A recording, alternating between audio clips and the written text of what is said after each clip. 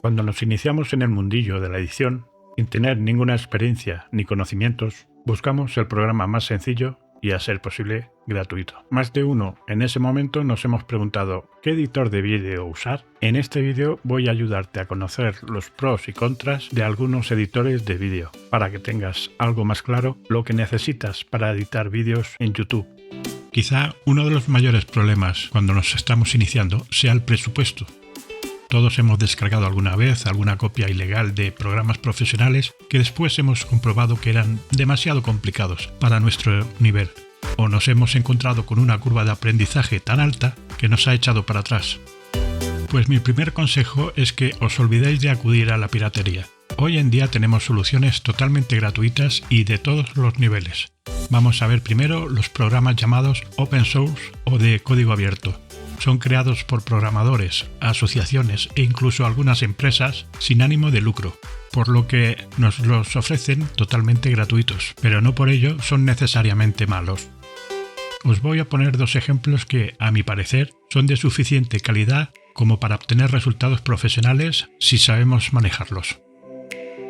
Mi elección en esta categoría serían, por un lado, OpenShot, un programa sencillo pero suficiente para edición normal de vídeo.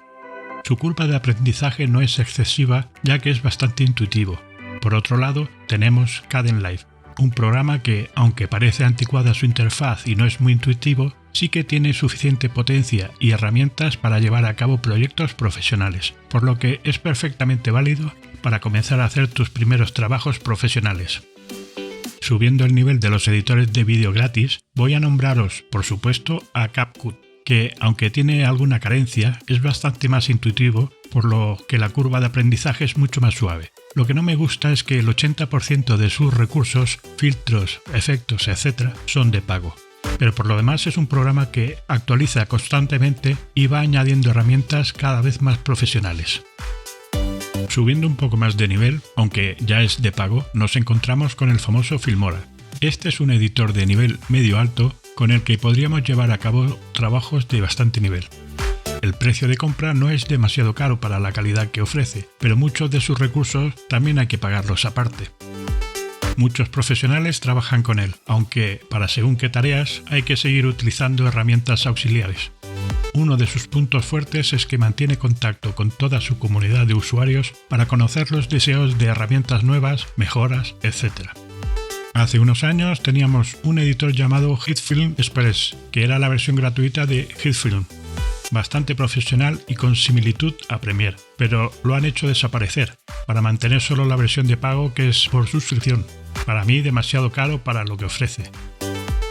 Subiendo algo más el nivel, tenemos como editor de vídeo el famoso Premiere Pro, de la casa Adobe. Un estándar y excelente editor de vídeo, con una curva de aprendizaje alta pero asequible, aunque a mí y al 80% de editores, lo que nos echa para atrás es su precio por suscripción. Algo demasiado elevado si no eres un profesional con trabajo continuado. Y llegamos al que para mí es la mejor opción de todas, tanto en su versión gratuita como en la de pago. Se trata de DaVinci Resolve. Su principal ventaja es que incorpora en un solo programa lo que Adobe necesita 3. Además, su versión gratuita no tiene limitaciones y es igual de potente que la de pago, aunque no dispone de 3 o 4 herramientas de la versión Studio. Mi consejo es que, si estás comenzando pero tienes pensado dedicarte profesionalmente en un futuro a la edición de vídeo, comiences directamente con DaVinci.